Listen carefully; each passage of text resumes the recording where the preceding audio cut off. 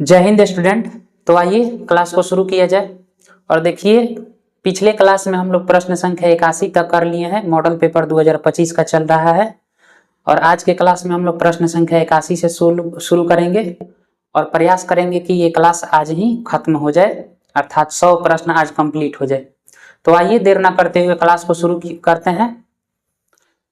देखिए, प्रश्न संख्या 82 में दिया है कि एक घन के विकर्ण की लंबाई 5√3 सेंटीमीटर है, तो इसका संपूर्ण पृष्ठ का क्षेत्रफल क्या होगा।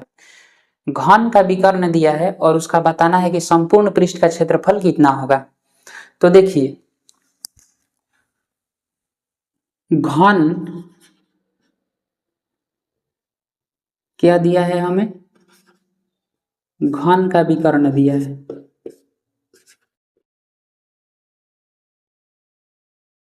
घन का विकर्ण कितना दिया है, 5√3 सेंटीमीटर। लेकिन घन के विकर्ण का सूत्र क्या होता है, √3 इंटू भुजा, √3 इंटू भुजा होता है। बराबर में क्या चल रहा है, 5√3 सेंटीमीटर। अब देखिए, भुजा का मान निकालना है। भुजा बराबर 5√3 बटा √3, जो भी आएगा वो सेंटीमीटर में आएगा। देखिए, √3 से √3 खत्म हो गया तो 5 सेंटीमीटर आया। अर्थात इस घन की भुजा की लंबाई हमें पता चल गया कितना, 5 सेंटीमीटर। लेकिन हमसे प्रश्न में क्या पूछा है, प्रश्न में पूछा है कि घन के संपूर्ण पृष्ठ का क्षेत्रफल। तो घन के संपूर्ण पृष्ठ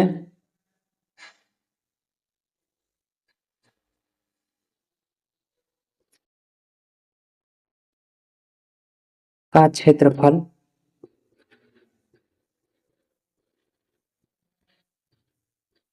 6 इंटू भुजा स्क्वायर होता है। और भुजा का मान कितना दिया है, देखिए 6 इंटू भुजा स्क्वायर होता है। 6 इंटू भुजा का मान कितना दिया है, 5 सेंटीमीटर, होल स्क्वायर करेंगे तो 6 इंटू 5 5 25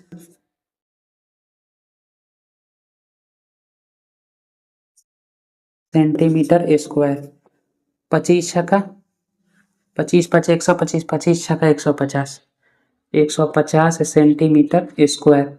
देखिए, इतना कौन सा ऑप्शन में दिया हुआ है, 150 centimetre square option number b में दिया है। तो इस प्रश्न का सही उत्तर हो जाएगा कितना, ऑप्शन नंबर बी, 150 सेंटीमीटर।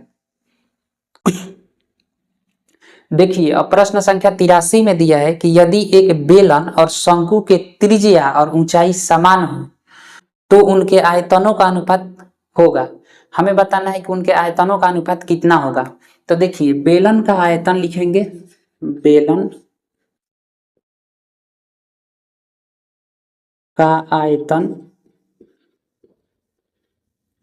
बटा शंकु का आयतन, शंकु का आयतन। तब बेलन के आयतन का सूत्र होता है पाई आर स्क्वायर एच और शंकु के आयतन का सूत्र होता है 1/3 पाई आर स्क्वायर एच। प्रश्न में क्या दिया है, प्रश्न में दिया है ना कि जितना बेलन का त्रिज्या है उतना ही शंकु का भी त्रिज्या है, और जितना बेलन का ऊंचाई है उतना ही शंकु की त्रिज्या ऊंचाई है। अर्थात बेलन की त्रिज्या और ऊंचाई और शंकु की त्रिज्या और ऊंचाई क्या है, आपस में बराबर है। तो हमें बेलन का आयतन और शंकु का आयतन बताना है। तो देखिए, ऊपर पाई आर स्क्वायर है एच है और नीचे पाई आर स्क्वायर एच है। अब देखिए, 3 ऊपर चल जाएगा और 1 कहाँ आ जाएगा, नीचे। तो इसको लिखेंगे 3:1। तो ये कौन सा ऑप्शन में दिया है, तो देखिए ऑप्शन नंबर बी में दिया है। तो इसका सही उत्तर हो जाएगा option number B, 3:1।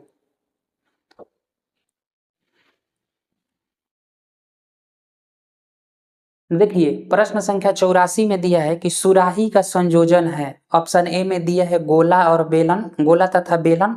Option B में दिया है बेलन तथा शंकु, ऑप्शन सी में दिया है दो अर्धगोले, और डी में दिया है अर्धगोला और अर्धगोला तथा बेलन। तो देखिए सुराही का संयोजन कैसे क्या होगा इसमें से, सुराही किस किस आकृति से मिलकर बनता है। तो देखिए सुराही ऐसा ही होता है ना, सुराही सुराही इस टाइप का होता है। तो देखिए ये अर्धगोला है नहीं, क्योंकि अर्धगोला रहता तो यहाँ से बीचे बीचे और आधा होता है, इस तरह से होता है, इस पर सुराही नहीं बन सकता है। तो ये क्या है, ये एक गोला हुआ और ऊपर से क्या रखा हुआ है, बेलन रखा हुआ है। तो इसका संयोजन में कौन सा आएगा, तो बेलन, बेलन और गोला। देखिए तो कौन ऑप्शन में दिया है, बेलन और गोला, गोला तथा बेलन ऑप्शन नंबर ए में दिया है। तो इस प्रश्न का सही उत्तर हो जाएगा ऑप्शन ए। अब देखिए 85 नंबर प्रश्न में दिया है कि एक घड़ी के मिनट वाली सुई द्वारा 45 मिनट में बनाया गया कोण है। ये बताना है कि मिनट के सुई द्वारा घड़ी के मिनट की सुई द्वारा 45 मिनट में कितना डिग्री का कोण बनाएगा। तो हम लोग जानते हैं कि जब घड़ी का मिनट का सुई एक बेरा घूमता है तो वो 360 डिग्री का कोण बना देता है। तो 60 मिनट में वो एक बेरा पूर्ण रूप से घूम जाता है, 60 मिनट में वो 360 डिग्री का कोण बना देता है। तो एक मिनट में 360 डिग्री बटा 60, इसको काटेंगे तो 6 मर्त में कट जाएगा, अर्थात 6 डिग्री का कोण बनाएगा एक मिनट में। तो हमसे प्रश्न में कितना पूछा है, प्रश्न में पूछा है कि 45 मिनट में घड़ी के सुई द्वारा बनाया गया कोण, 45 मिनट में। तो यहाँ 45 में 6 डिग्री से गुना कर देंगे तो कितना आएगा, 6 पचे 30, 3 6 चौका 24 और 3 27, 270 डिग्री। अर्थात 45 मिनट में घड़ी के मिनट वाली सुई द्वारा 270 डिग्री का कोण बनाया जाएगा। ये कौन सा ऑप्शन में दिया हुआ है, ऑप्शन नंबर बी में। तो इस प्रश्न का सही उत्तर हो जाएगा ऑप्शन नंबर बी। देखिए प्रश्न संख्या 86, 10 सेंटीमीटर त्रिज्या वाले अर्धवृत्त की कुल परिमिति होगी, अर्धवृत्त की कुल परिमिति होगी। अच्छा देखिए अर्धवृत्त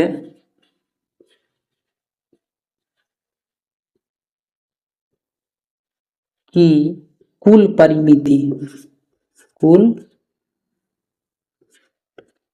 परिमिति, देखिए पूरा वृत्त के परिमिति कितना होता है, 2 पाई आर होता है, 2 पाई आर।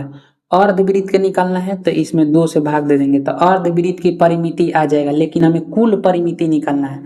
अर्थात ये वृत्त हो गया ना, ये पूरा वृत्त हुआ, तो इसका परिमिति का सूत्र होता है 2 पाई आर। तो आधा परिमिति निकालना है तो ये आधा को हम हटा देंगे, तब इतना से इतना दूरी की लंबाई हमें निकलेगा 2 पाई आर बटा 2 से। और कुल परिमिति पूछ रहा है तो इसमें एक लाइन ये भी तो है, व्यास तो है, अर्थात इतना से इतना को हम त्रिज्या कहते हैं और उतना ही त्रिज्या इधर भी है। तो त्रिज्या और त्रिज्या कितना हो जाएगा, 2r हो जाएगा। तो यहाँ होगा 2r। अब देखिए रटना नहीं है, अर्धवृत्त की कुल परिमिति पूछेगा तो कुल वृत्त के परिधि का सूत्र हम लोग जानते हैं 2 पाई आर होता है। अर्धवृत्त का निकालना है तो उसमें 2 से भाग दे देंगे, और कुल परिमिति पूछ रहा है तो इसमें व्यास की लंबाई भी तो जुट जाएगा, अर्थात व्यास कितना होता है 2r के बराबर होता है। 2 से 2 खत्म हो गया तो यहाँ पर होगा पाई आर प्लस 2r। अब ध्यान से देखिएगा तो यहाँ दोनों तरफ क्या है, r है, तो r को हम कॉमन ले लेते हैं, बच गया पाई प्लस 2। अब r का मान प्रश्न में दिया है 10 सेंटीमीटर इंटू, तो r के स्थान पर 10 रखेंगे प्लस 2, और ये क्या चीज में आएगा, सेंटीमीटर। देखिए तो ऐसा कौन ऑप्शन में दिया है, 10 into pi plus 2, option number A में ही दिया है, 10 आगे ना लिखकर पीछे लिख दिया है। तो इस प्रश्न का सही उत्तर हो जाएगा ऑप्शन नंबर ए। देखिए अब प्रश्न में क्या दिया है, 6 सेंटीमीटर व्यास के एक गोले द्वारा विस्थापित हवा का आयतन 6 सेंटीमीटर के व्यास 6 सेंटीमीटर व्यास के एक गोले के द्वारा विस्थापित आयतन। तो गोला में से हवा कितना, हवा विस्थापित होगा कितना, तो जितना गोला में आट सकता है, तो जितना गोला में भरा जा सकता है वो गोला का क्या हो जाएगा, आयतन होता है। तो इसमें क्या दिया है, 6 सेंटीमीटर व्यास दिया है, अर्थात डी का मान दिया है कितना, गोला का व्यास दिया है 6 सेंटीमीटर। तो आर कितना हो जाएगा, 6/2 सेंटीमीटर अर्थात 3 सेंटीमीटर। अब गोला का आयतन कितना होगा, गोला आयतन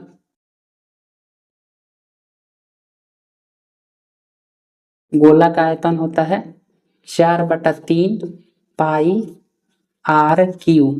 तो देखिए तो ऑप्शन में पाई के साथ दिया है ऑप्शन,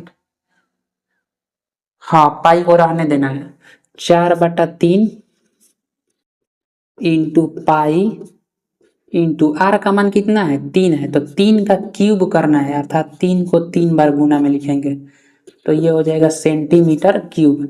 अब देखिए एक 3 से एक 3 खत्म हो जाएगा, तितरी का 9 और 9 चौका 36 पाई सेंटीमीटर क्यूब। ऐसा कौन ऑप्शन में दिया है, ऐसा दिया है ऑप्शन नंबर सी में। देखिए सेंटीमीटर क्यूब के जगह पर क्या लिखा है, घन सेंटीमीटर। घन सेंटीमीटर या सेंटीमीटर क्यूब एक ही बात है, तो इसका सही उत्तर हो जाएगा ऑप्शन नंबर सी।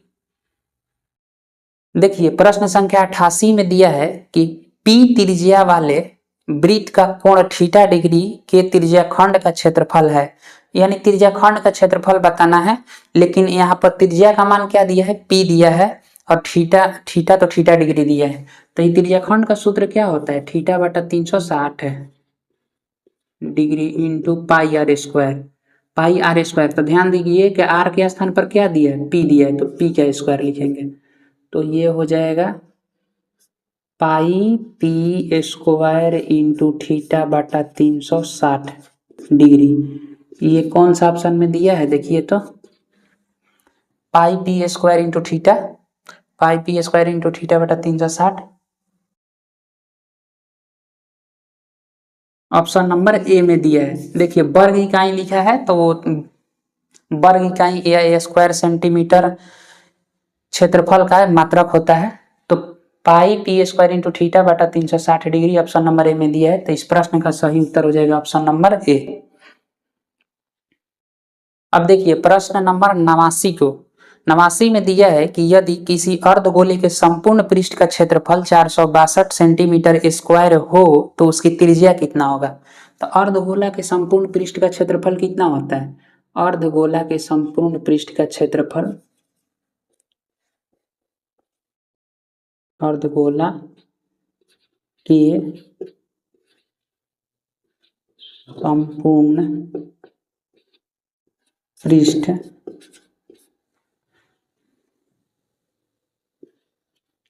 का क्षेत्रफल हमें दिया है, क्षेत्रफल दिया है, कितना दिया है, तो प्रश्न में देखिए दिया है 462 सेंटीमीटर स्क्वायर, 462 सेंटीमीटर स्क्वायर। अर्धगोला के संपूर्ण पृष्ठ का क्षेत्रफल कितना होता है, 3 पाई आर स्क्वायर होता है, 3 पाई आर स्क्वायर होता है। देखिए संपूर्ण गोला के संपूर्ण पृष्ठ का क्षेत्रफल होता है 4 पाई आर स्क्वायर, उसको आधा करेंगे तब 2 पाई आर स्क्वायर, और ऊपर से जो एक वृत्त होगा उसका भी क्षेत्रफल हमको जोड़ना होता है, तो मिलाकर कितना होता है 3 पाई आर स्क्वायर, और इधर क्या दिया है 462 सेंटीमीटर स्क्वायर। अब ध्यान से देखिए, अच्छा पाई में दिया है कि नहीं आंसर, आंसर पाई में नहीं दिया, अर्थात पाई का मान हमें लिखना है। तो देखिए इधर क्या हो जाएगा, 3 पाई का मान 22/7, और इधर आर स्क्वायर चल रहा है 462 सेंटीमीटर स्क्वायर। अब आर स्क्वायर को इधर रहने देते हैं, 462 है, और ये 7 जो है ऊपर चल जाएगा, और 3 जो है नीचे आ जाएगा, और 22 भी नीचे आ जाएगा।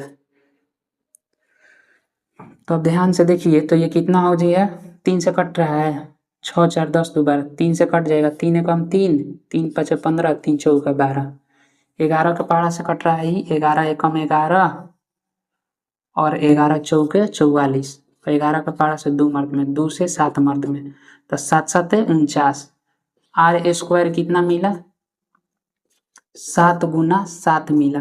तो जब आर का मान निकालना होगा अर्थात इधर से स्क्वायर हटेगा तो इधर रूट चढ़ जाएगा। 7 गुना 7, ये जोड़ा लग गया तो एगो बाहर आ जाएगा, ये सेंटीमीटर में। तो त्रिज्या हमसे पूछा था और त्रिज्या कितना आ गया? 7 सेंटीमीटर। कौन सा ऑप्शन में दिया हुआ है?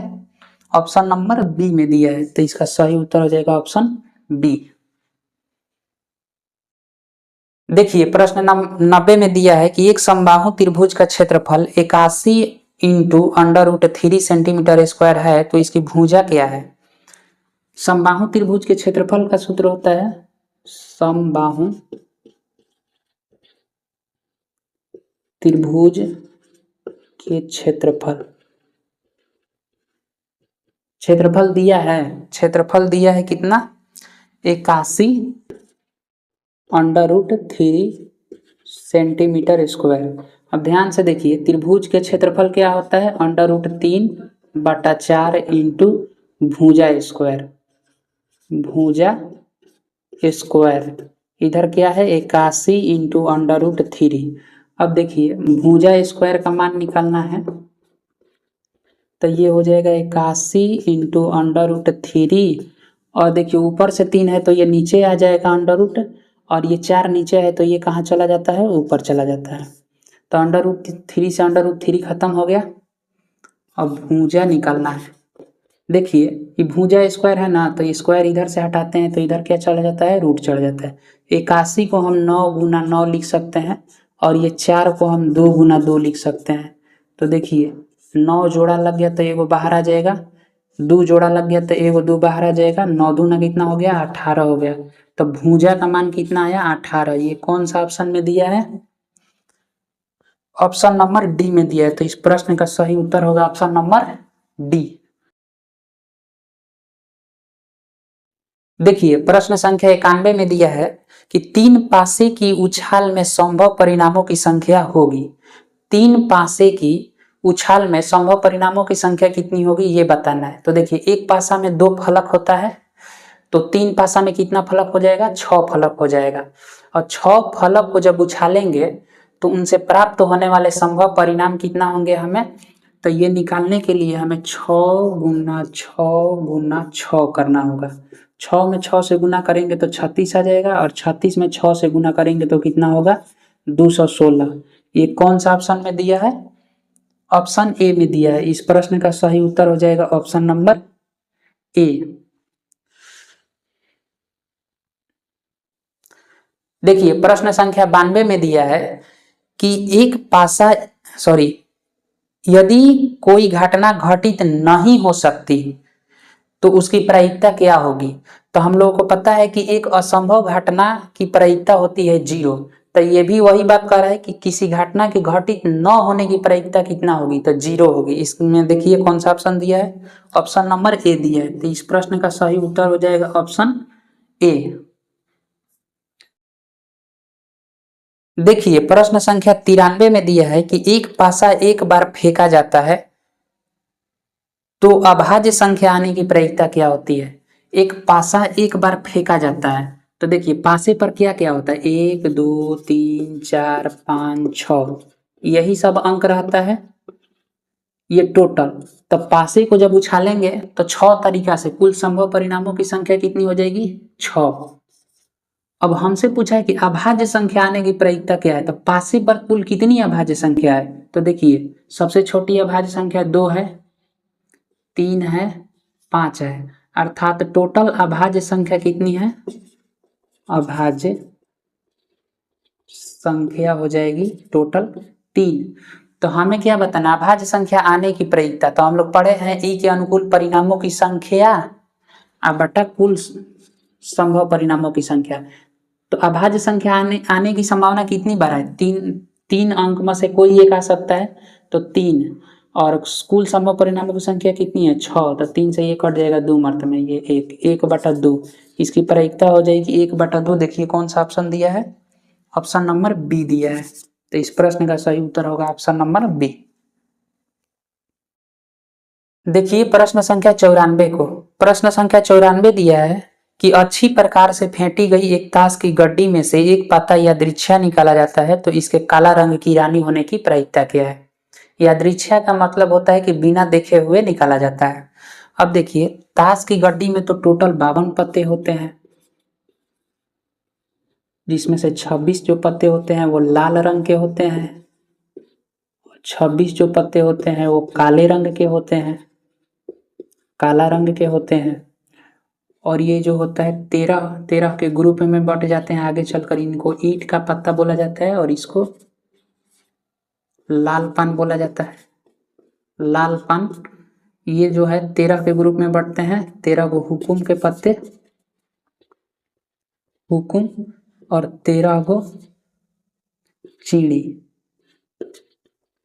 अब ध्यान से देखिए कि 26 गो लाल है, 26 गो काला है। इन 13 गो में 3 गो पत्ता मिलेंगे ऐसा जिस पर चेहरा होगा, इसलिए इसी को फेस कार्ड बोलते हैं।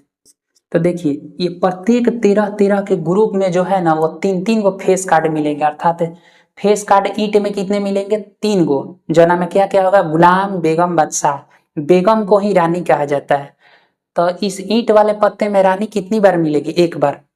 लाल पान में रानी की संख्या कितनी है, एक रानी वाला पत्ता मिलेगा।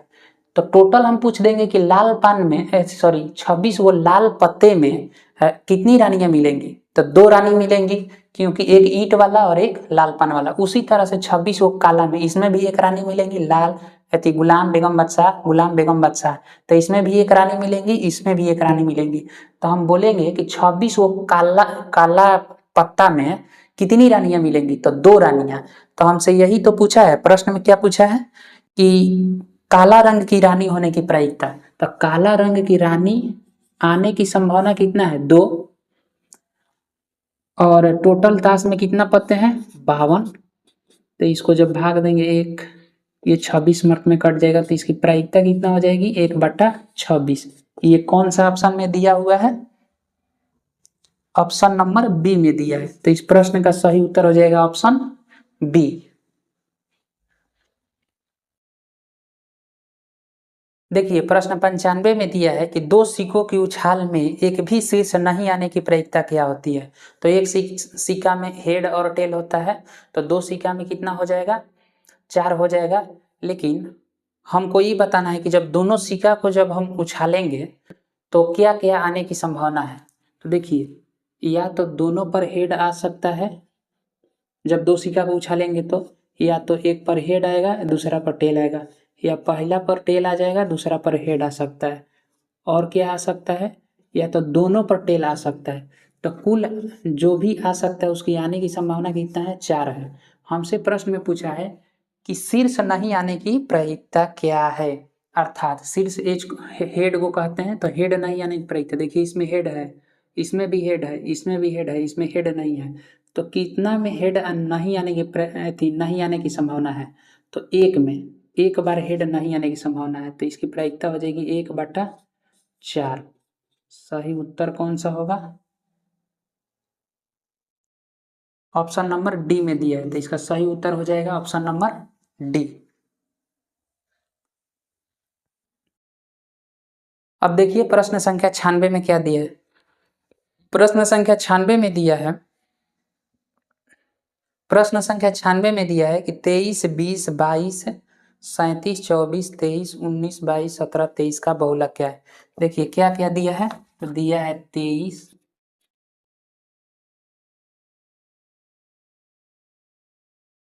20, 22, 37, 20, 22, 37, और क्या दिया है 24, 23, 19, 24, 23, 19, और क्या दिया है 22, 17, 23, 22, 17, 23।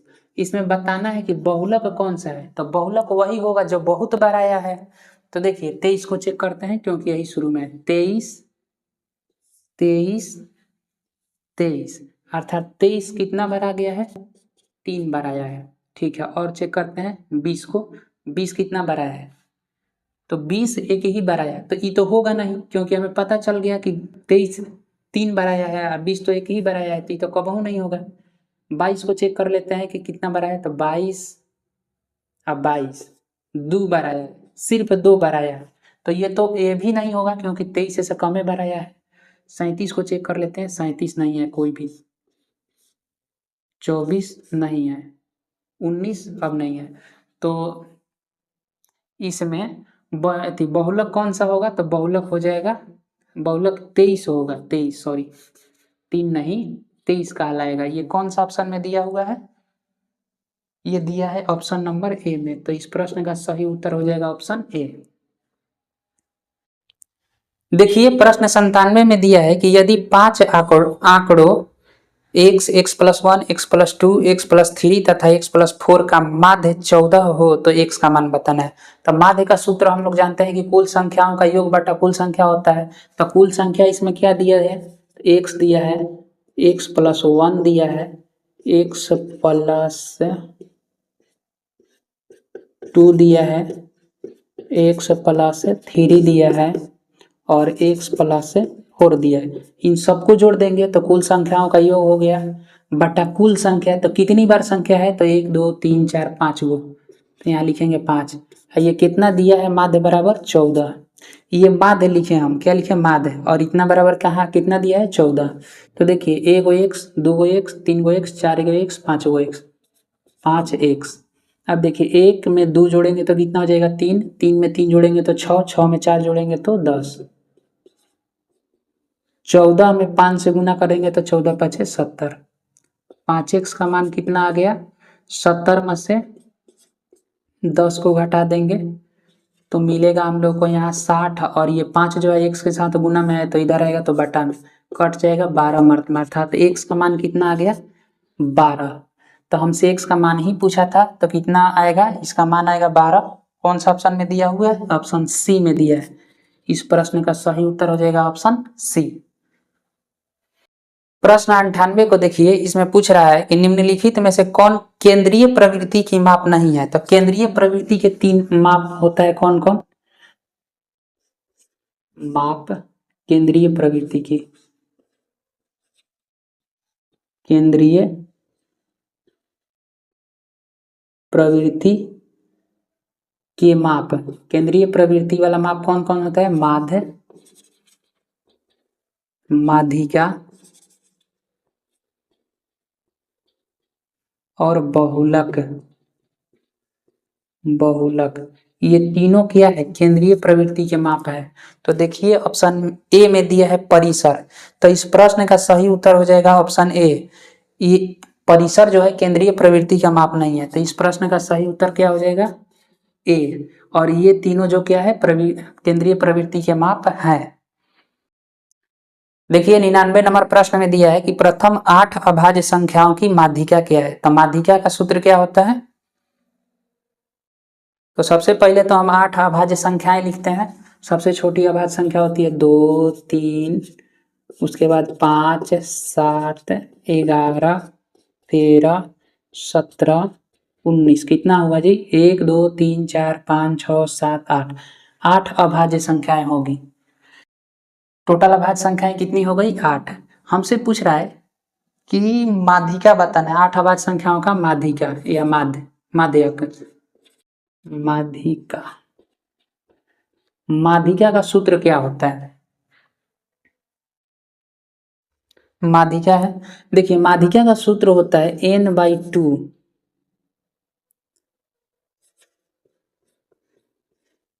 पद, और पद की जगह पर प्रेक्षण अच्छा रहेगा, n/2 प्रेक्षण और n/2 + 1वां प्रेक्षण का औसत। देखिए माध्यिका के दो सूत्र होता है, एगो n/2 प्रेक्षण और n/2 + 1वां प्रेक्षण का औसत निकालना होता है हमें, और एक क्या होता है n/2 n + 1/2वां प्रेक्षण। अब आइए इसको समझाते हैं कि होता क्या है। 8 अभाज्य संख्या पूछा है ना, कि 8 अभाज्य संख्याओं का मौसम बोल रहे हैं, 8 अभाज्य संख्याओं की माध्यिका n बराबर 8 दिया है, n का मान यानी टोटल कितनी संख्या, टोटल कितने नंबर का माध्यिका पूछ रहा है, 8 संख्याओं का। ठीक, तो देखिए 8 क्या है, सम संख्या है ना, तो जब सम संख्या रहेगा तब ई वाला सूत्र लगाएंगे, और जब विषम संख्या रहेगा तो ई वाला सूत्र लगाएंगे, n+1/2 का प्रेक्षण हो जाएगा। तो देखिए 8 है तो n/2 है, n का मान कितना है 8, तो 8/2 और 8/2 + 1, 8/2 का मान आ जाएगा 4, और 8/2 + 1 का मान कितना आएगा, 2 से 4 मत में कटेगा, 4 1 कितना हो जाएगा 5। और चौथा प्रेक्षण और पांचवा प्रेक्षण का औसत निकालना है, तो 1 2 3 4, तो 4 7 और 5 है। चौथा और पांचवा पद का एथी निकालना है, औसत निकालना है, 7 + 11/2 कितना हो जाएगा 18/2 अर्थात 9। तो इस प्रश्न का सही उत्तर हो जाएगा 9। कौन सा ऑप्शन में दिया हुआ है, ऑप्शन नंबर सी में दिया है, तो इस प्रश्न का सही होगा ऑप्शन नंबर सी। ध्यान दीजिए, ज्यादा दिमाग यहाँ पर यही लगाना है कि माध्यिका है ना, मान लेते हैं कि 8 संख्या दिया है तो माध्यिका निकालना है, तो बीच वाला खोजो, 1 2 3, 3 को इधर से हटा देते हैं, और 1 2 3, 3 को संख्या इधर से हटा देते हैं, तो बीच में 2 को संख्या हमको मिल गया, तो ये दोनों संख्याओं के जोड़ के 2 से भाग दे देंगे ना, तो वही माध्यिका होगा। और यदि मान लेते हैं कि 7 संख्या रहता है तो बीच वाला को माध्यिका बोल देते हैं, 1 2 3 4 5 6 7, 7 है तो 1 2 3, 3 को हटा देते, ये बीच में आ जाता 7, 1 2 3, 7 बीच में आ जाता, तो उस समय 7 हो जाता माध्यिका। तो माध्यिका के लिए एक चीज और भी ध्यान देना है कि जब माध्यिका लिखना है तो संख्याओं को आरोही या अवरोही क्रम में लिखना है, तबे उसका मान निकालना है। तो इसका सही उत्तर हो जाएगा ऑप्शन नंबर सी। ध्यान दीजिए, अब प्रश्न संख्या 100 को 100 नंबर प्रश्न में दिया है कि निम्नलिखित वितरण के लिए, और देखिए नीचे दिया है वर्ग अंतराल और उसके नीचे दिया है बारंबारता। वर्ग अंतराल 0 से 10, 10 से 20, 20 से 30, 30 से 40, 40 से 50 दिया है, और उसके नीचे बारंबारता दिया है 8, 12, 20, 6 और 4। तो हमसे पूछा है कि बहुलक वर्ग का उच्च सीमा कौन सा है, बहुलक वर्ग का उच्च सीमा। तो देखिए वर्ग अंतराल में सबसे ज्यादा बारंबारता किसकी है, 20 से 30 वाले की, 20 से 30 वाले की बारंबारता क्या है, सबसे अधिक है, कितना है 20 है, 20 है। तो हमसे पूछा है कि बहुलक वर्ग का, बहुलक वर्ग यानी ज्यादा बारंबारता किसका है, 20 से 30 वाले का, इसकी बारंबारता 20 है। तो बहुलक वर्ग का उच्च सीमा क्या है, तो उच्च सीमा जो है वो 30 हो जाएगा। सही उत्तर होगा ऑप्शन नंबर सही उत्तर होगा 30। कौन सा ऑप्शन में दिया हुआ है, ऑप्शन नंबर बी में दिया है। तो इस प्रश्न का सही उत्तर हो जाएगा ऑप्शन नंबर बी।